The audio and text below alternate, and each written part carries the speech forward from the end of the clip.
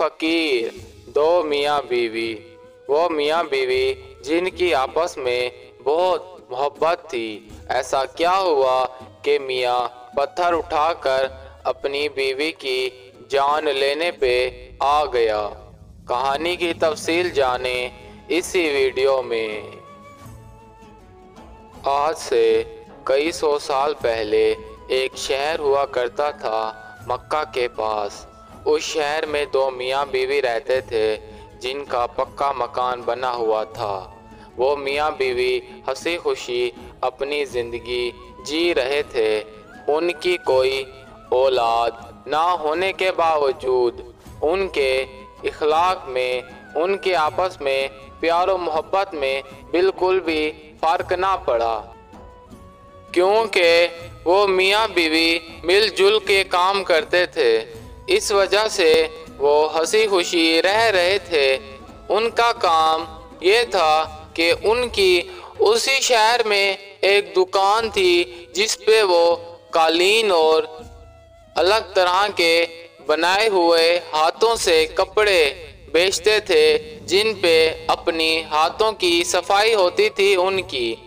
यूँ उनका अच्छा खासा काम चल रहा था, क्योंकि उस शहर में वाहिद वो दो मियाँ बीवी थे जो ऐसे कपड़े तैयार करते थे कि उन कपड़ों पे अलग अलग किस्म के डिज़ाइन बने होते थे। इस वजह से लोग उन कपड़ों को ख़रीदना बेहद पसंद करते थे। उसी शहर में एक फ़कीर था।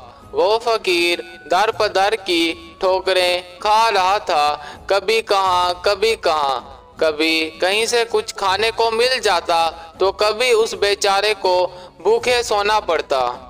उस फ़कीर का कोई भी अपना इस दुनिया में मौजूद नहीं था। वो फ़कीर लावारिस का लावारिस था। एक बार ऐसा हुआ कि उसी बाजार में उस फ़कीर का गुज़र हुआ और वो लोगों से खाने पीने का तलब कर रहा था कि मैं 2 दिन का भूखा हूँ, खुदा के वास्ते मेरी मदद कर दो, मुझे कुछ खाने को दे दो। मगर कोई भी उस फ़कीर की मदद नहीं कर रहा था। इसकी वजह ये थी कि सब लोग यही समझे हुए थे कि ये ड्रामेबाजी कर रहा है और बिल्कुल भी परेशान नहीं है।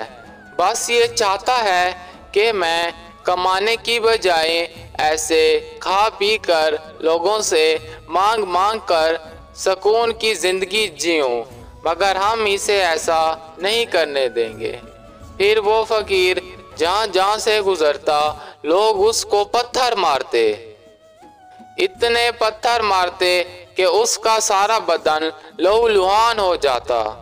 उस फ़कीर का जैसे ही उस की दुकान से गुज़र हुआ, वो मियाँ अपनी दुकान पे ठहरा था और उसकी बीवी घर गई हुई थी।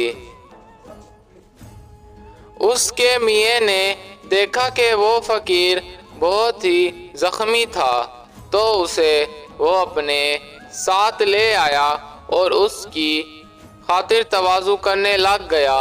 उससे सारा माजरा पूछने लग गया कि क्या हुआ ऐसा कि तुम्हारी हालत ये हो गई। तब उस फ़कीर ने बताया कि मेरी कहानी बहुत लंबी है, कोई भी मुझे 2 पल का सुख नहीं देता और आप मेरी पूरी कहानी जानने के लिए क्यों उतावले हो रहे हैं। तब उस मियाँ ने कहा कि इसका जवाब मैं तुम्हें तुम्हारी कहानी सुनने के बाद दूंगा। फिर उस फ़कीर ने अपनी कहानी बताना शुरू कर दी कि मैं शुरू से फ़कीर ना था, बल्कि मेरी ज़िंदगी बहुत अच्छी गुजर रही थी, उल्टा मैं लोगों की मदद करता था। उस फ़कीर ने कहा कि इस शहर से 200 किलोमीटर आगे एक गांव है, मैं उस गांव में रहता था। आज से 50 साल पहले उस गांव में मेरा अच्छा खासा कारोबार चला हुआ था। उस पूरे गांव का मैं वाहिद वो शख्स था जो कि कारोबार कर रहा था और गांव के बहुत से लोग मेरे साथ ही मेरे नीचे काम करते थे। फिर एक बार मेरे साथ ऐसा हुआ कि मैं दर पर दर की ठोकरें खाने पे मजबूर हो गया। उसने पूछा कि बताओ तुम्हारे साथ ऐसा क्या हुआ था। तब उस फकीर ने कहा कि बस कुछ अपनों पे अंधा एतबार कर लिया था कि आज मैं इस नौबत को पहुंच गया। मेरे अपनों ने ही मेरी ये हालत की, मुझे दर पर दर की ठोकरें खाने पे मजबूर कर दिया। उन्हें मेरी सुख चैन की जिंदगी बर्दाश्त नहीं थी। उन्होंने मेरा सारा का सारा कारोबार बर्बाद कर डाला। मेरे खैमे में मेरा सारा कारोबार का और मेरी सारी जिंदगी की जमा पूंजी पड़ी हुई थी। उन्होंने मेरे सारे के सारे खैमे को आग लगा डाली अपनी हसद में, क्योंकि कोई भी वहां पर मेरी तरह कारोबार नहीं कर पा रहा था। जिस किसी ने भी वहां पे कारोबार करने की कोशिश की, ना जाने उसे कैसे नुकसान आ जाता। वाहिद मैं था कि जो वहां पे डट के अपना कारोबार कर रहा था। तब गांव के लोगों ने मेरी हंसी खुशी जिंदगी देखते हुए उस पे ऐसा ग्रहण लगा डाला कि आज मेरी ये हालत हो गई। तब उस शख्स की आंखों में उस फकीर की कहानी सुन के आंसू आ गए और उसने कहा कि चलो तुम मेरे घर, मैं तुम्हारी मेहमान नवाजी करता हूँ। मुझे अपनी मेहमान नवाजी करने का शर्फ बख्शो और मेरी दुकान पे कोई भी ऐसा शख्स मौजूद नहीं है जो कि ईमानदार हो और मेरी बीवी के जाने के बाद हमारी दुकान को संभाले। तब वो उसे अपने घर ले गया। वो घर की छत पे चला गया और कुछ सामान उठाने के लिए और उस फकीर को कहा कि अंदर आ जाओ। फिर ना जाने कहां से उसकी बीवी आ गई और उसको भला बुरा कहने लग गई। घटिया इंसान, तुम्हारी हिम्मत कैसे हुई हमारे घर की तरफ आने की। तब उस फकीर की आंखें भर आई। ना जाने क्या हुआ कि उस मियाँ का दिमाग इतना खराब हो गया कि वो घर की छत पे चढ़कर अपनी बीवी को पत्थर मार के उसका सर फाड़ने ही वाला था कि उसकी बीवी डर गई और रहम की भीख मांगने लग गई।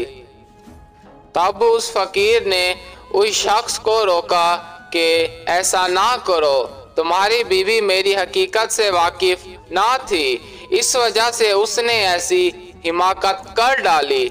उस फकीर के समझाने के बाद उस मियाँ का दिमाग दुरुस्त हुआ और उसने अपनी बीवी को माफ़ किया और माफ़ करते हुए ये कहा कि अगर तुम गरीबों की मदद नहीं करोगी तो तुम भी दर पदर की ठोकरें खाने पे मजबूर हो जाओगी। उस मियाँ ने अपनी बीवी के सामने उस फकीर से कहा कि तुम पूछ रहे थे कि मैं तुम्हारी कहानी सुनने पे उतावला क्यों हो रहा हूँ और मैं तुम्हें इस बात का जवाब तुम्हारी कहानी सुनने के बाद दूंगा। तो मेरा जवाब ये है कि हम अगर ज़मीन वालों पे रहम करेंगे जो कि हमारे हाथ में है तो ऊपर वाला हम पे रहम करेगा और हमारी ज़िंदगी और हमारी आखिरत दोनों संवार देगा।